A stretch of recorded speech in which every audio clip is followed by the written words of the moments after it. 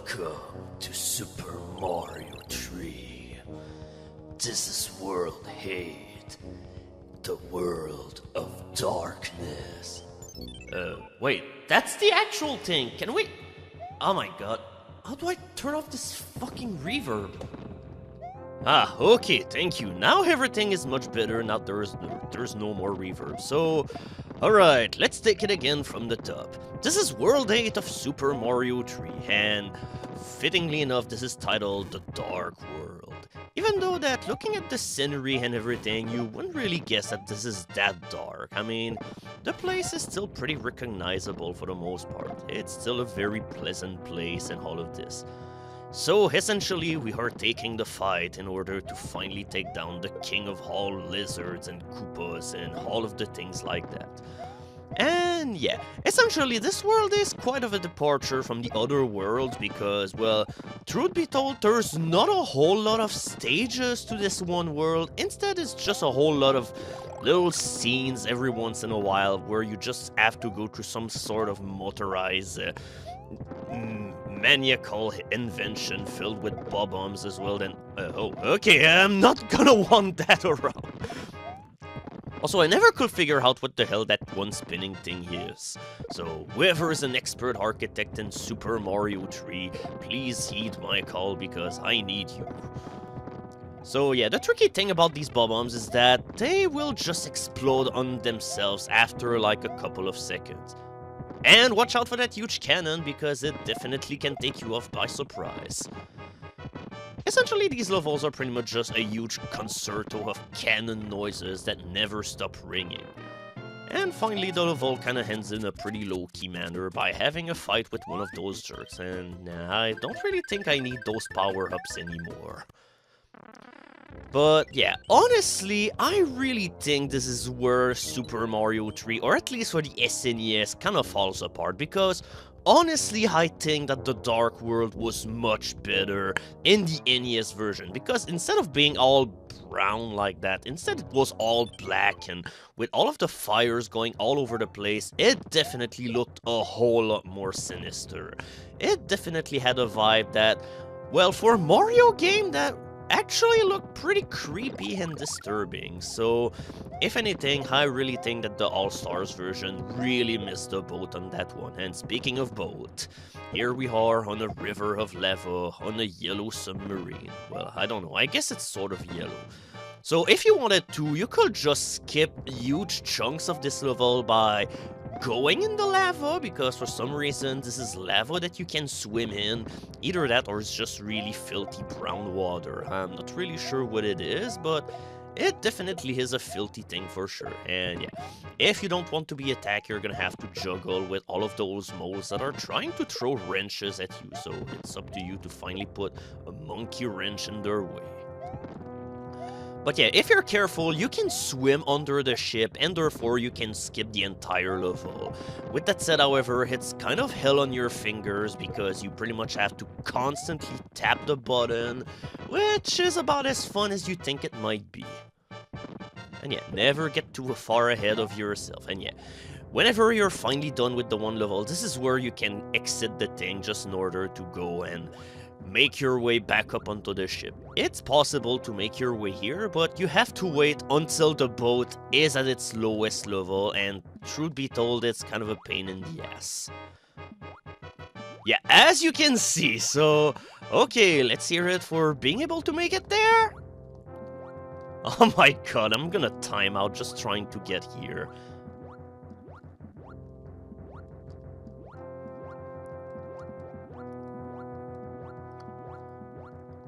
So, Mario was stuck inside Blood Fart Lake, and then he... without the echo, it doesn't sound too as ominous, so I definitely should stop things here. And yeah, we're definitely gonna have a lot of meetings with Boom Boom, even though by this point I'm not even sure why we're still fighting him anymore. It's totally pointless. All of those fights have gotten really, really easy. So yeah, all in all, nothing very exciting. But yeah, you can clearly see that this is lava, so why the hell were we able to swim in there? I don't know, but this is a mystery that we need to tackle. Oh yeah, this is an area that also was significantly more creepy on the NES, with all of the darkness and all of the little portals. What are these? Yep, that's right, the hands from hell are taking you down in order to try and make your way through the unfathomable hell of the dark world. Honestly, I always thought that these levels were almost like creepypasta material or whatever. Honestly, I gotta say that's surprisingly creepy for an NES game. With that said, however, it's not always guaranteed that you end up being sucked in these levels. There's like, I think, a 50% chance or something that you end up being sucked inside the level. But with that said, you'll still want to do all of them, because first of all, these levels are really short, and finally you get a reward at the end of every single one of them. So, it's definitely a good thing. Yeah, you get a leaf, so we're gonna have 3 of those stages of those end levels. And whoops, that's definitely not the right button. So yeah, I'm gonna need room in order to get more leaves, so might as well throw in my items. Yeah, unfortunately your invincibility star cannot kill the hands that are dragging you down toward the depths of your despair. But yeah, definitely not a whole lot to say about these levels. They are very straightforward, and here we go, we get your requisite item. Essentially, all of the levels just have a theme that they just stick by, and essentially this is what we're gonna have to go through. Alright. Yeah, you can see this one level didn't actually suck me in, so yeah, I'm just gonna go here on my own. With that said, this is probably the one level of the bunch where you'll want to use a star, because that level can actually be trouble, because yeah, it definitely can be trouble, because okay, you can either duck underneath that, but you can jump over it. But the fishes which are ambushing you from the lava, they can definitely be an annoyance. Alright, what are we gonna get? Say it with me, we gotta leave! And if I'm not mistaken, I think this is the last item we're ever getting in the game. So, welcome to the one level that a whole lot of people dread in this game. It's the fast airship, and holy shit, this is one thrill ride of a level. Honestly, for a Mario game, this is a pretty intense level, and once again, it looked way better on the NES, because hey, instead of having the standard blue and white sky that you have in every single airship level, well, you just have everything being pitch black, which definitely makes everything more ominous. And unless I'm wrong, I don't think that there's any power-ups in this one level, so yeah, you definitely have to be careful, and finally it's kind of easy to fall off this level. Of course, this is one of those levels that you'll probably end up cheesing with a P-Wing, but to hell with doing that. We're here in order to show the game, not in order to cheese it and just be a baby that cannot play a game which was engineered for children. We're here in order to play this manly Mario game, and nothing is gonna stop us. And yeah, just in order to add to the hectic pace of this level, all of the little moles also surface really quickly from their holes, so therefore you have to be... Oh god, okay. If anything, this is a part... Oh no! How the hell did I do that? Oh, and somehow the ship just decided to change direction, so how about that? So yeah, we probably should at least ease things a little bit by having some power-ups, because doing this level while you're small is definitely a pain in the ass. But I'm definitely not gonna cheese it with a P-Wing, because I probably will be doing this level a huge disservice. But yeah, oh, okay, I bounced on the mole the second that he just hit onto the ground, so that definitely was a thing that caught me off guard. But yeah, the tail is really useful in this level. It's good in order to prevent any accidents, and finally, it's just useful just in order to attack, period. You probably could do the same thing, like, with, oh shit, with a fire flower, but... well, you definitely don't have the same level of control. Okay, we made it. Whew. That level definitely is a level that I'm never really disappointed of seeing go. And here we go, another boss fight that was as thrilling as you thought it could be. Once again, this is all of the encounters with Boom Boom pretty much are the low point of this world. If anything, they probably should have just brought in, like, more challenging battles or something, but yeah, now we're at the part of the world which actually fits to its name. It's now fully pitch black. And we have our first proper stage of the game, or not of the game, but of the world. And the reason why I took a leaf here is because up in the skies, this is where you're gonna want to go in order to become a rich person. We didn't really have a whole lot of coins yet in this world, but hey, at least you can finally rectify to that by having a shit ton of one-ups. Once again, in the NES version of the game, these levels had no background whatsoever, so once again they kinda looked more ominous, and it also had the side effect of trying to surprise you with a sneaky trap.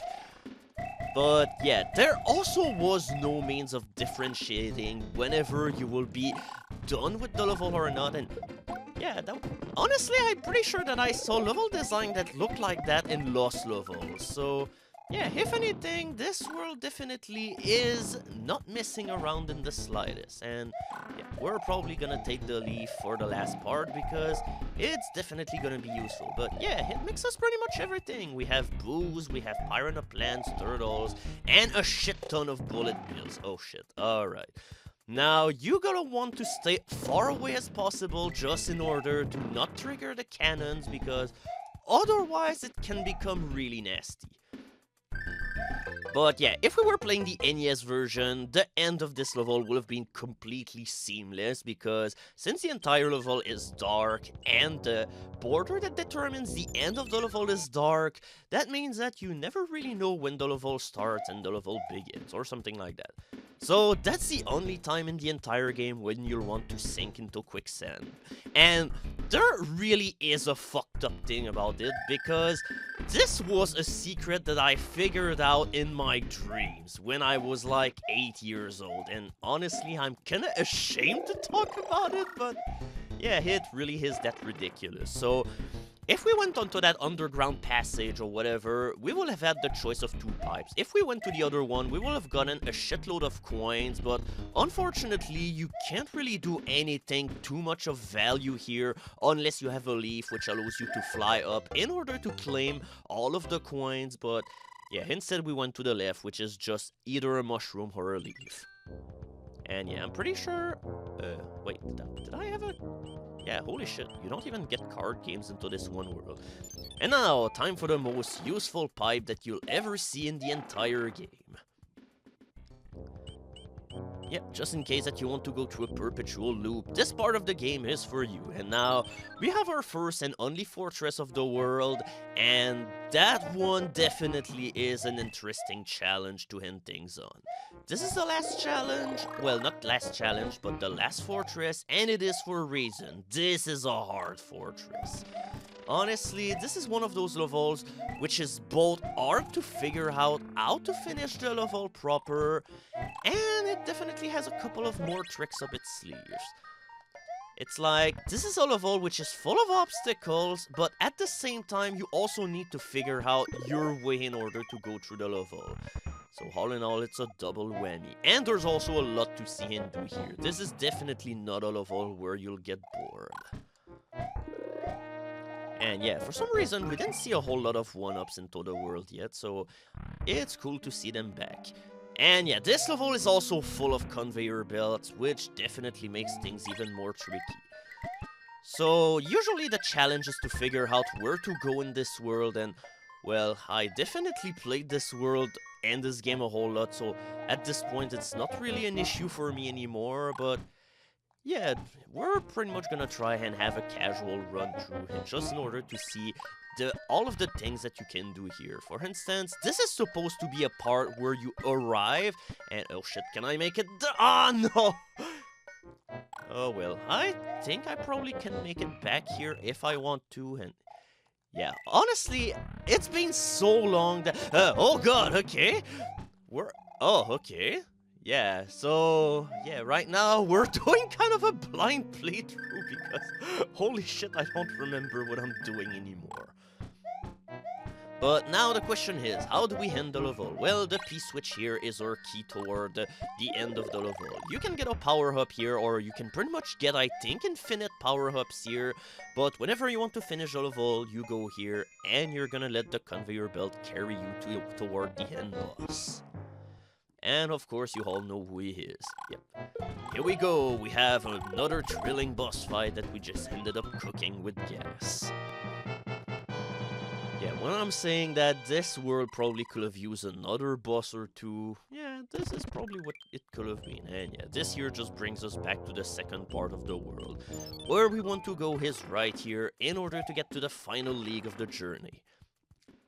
So while there's definitely many little small stages into the world, it's definitely not a big world. We're already at the end, and I really gotta love the decayed mushrooms that you see here.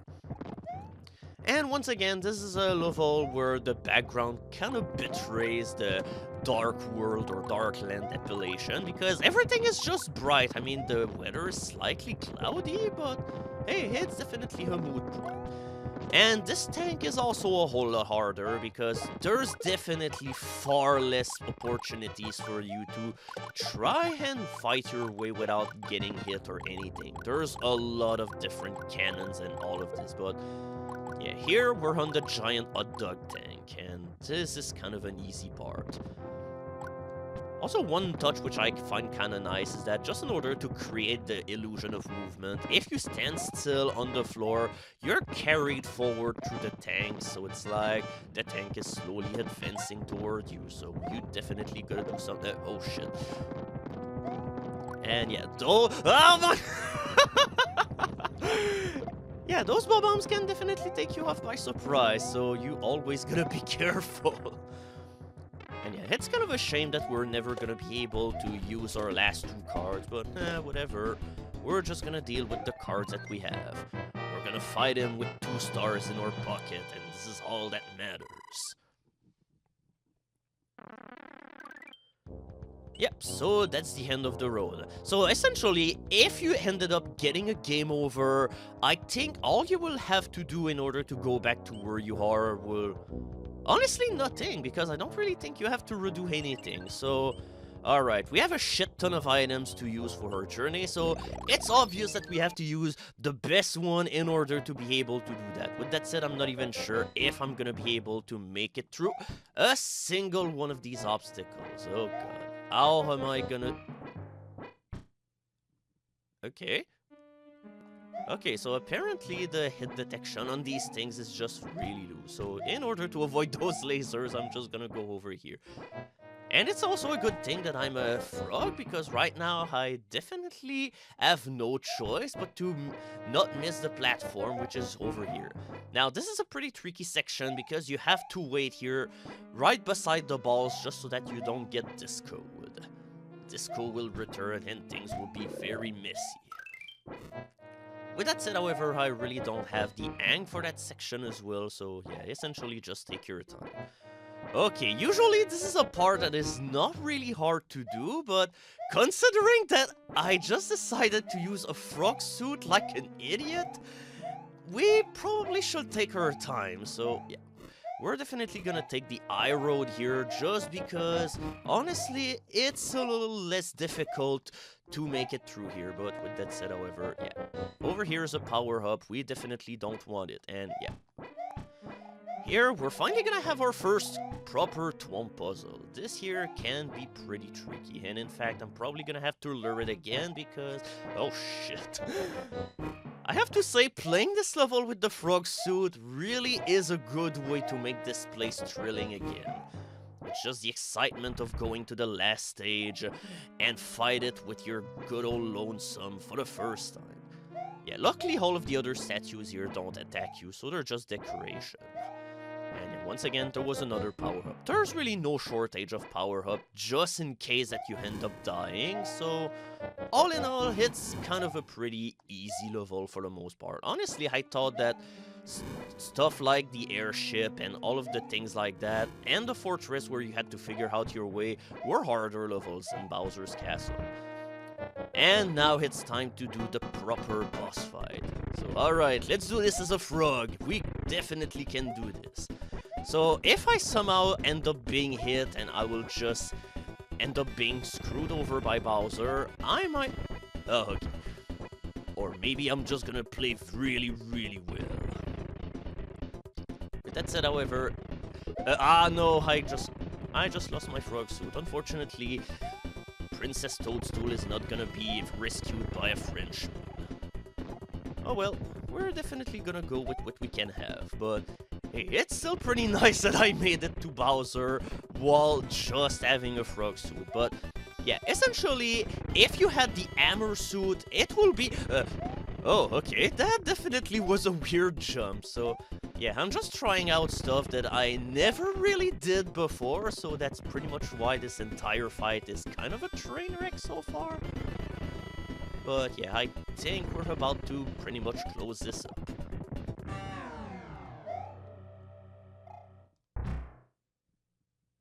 Yeah, Bowser definitely should have lost some weight. But yeah, if you have a hammer suit, it's possible to kill Bowser by using hammers, but I couldn't resist the thrill of attempting this boss fight while simply doing what I just did. So, here we go. It's about time that we enter the destiny that we were prevail. It's time to finally say goodbye to an old friend.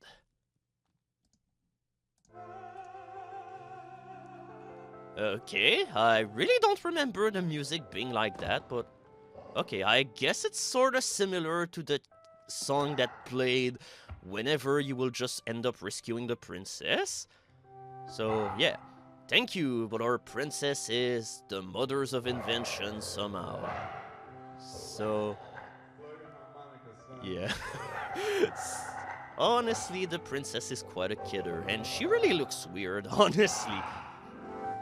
But yeah, all in all, this was a great ending scene, and I really will recommend it to every single person out here. So, with that said, it's time to finally go and watch the rest. So, time to see if I was accurate with most of the world. With that said, however, they definitely changed the name of a couple of the worlds in the SNES version for some reason, so we're definitely gonna see some discrepancies. For instance, World 3 is now called Seaside instead of like Waterland or whatever, and now we have Big Island, which honestly isn't all that big if you ask me. It was so small, but it was so fat. And yeah, instead of Skyland, now it's just the sky. But what about the other part which was not on the sky? And instead of Iceland, now we have Iceland. Don't forget your D, just like the grade that you're gonna have. And the pipe maze, yeah, that pretty much was a given, considering the layout of the place. And yeah, instead of being called Darkland, here it's called the Castle of Koopa. I guess they didn't call it the Darkland, just because of the fact that, well, it wasn't really that dark anymore. So, either way, we are done with the journey that we've had here. So, it definitely was a pleasure. I've had a great deal of fun replaying this game again. If somehow you never played this game before, you definitely need to hop on it right now, because it's definitely the best Mario game that have been made. And honestly, I will even argue probably the best NES game ever made too, so it's definitely a no-brainer. You need to make sure to not miss this game. So, either way, that will be it for this little experiment of a LP, which, I gotta say, definitely went a whole lot better than I thought it will do. I definitely got a whole lot more feedback on this than I ever expected, so thanks to everybody who commentated on the walkthrough and everything. Your words were really kind and appreciated. So, that'll be it for me for this one Let's Play. I hope you enjoyed it, and I'll see you again. This was Psychedelic Highball.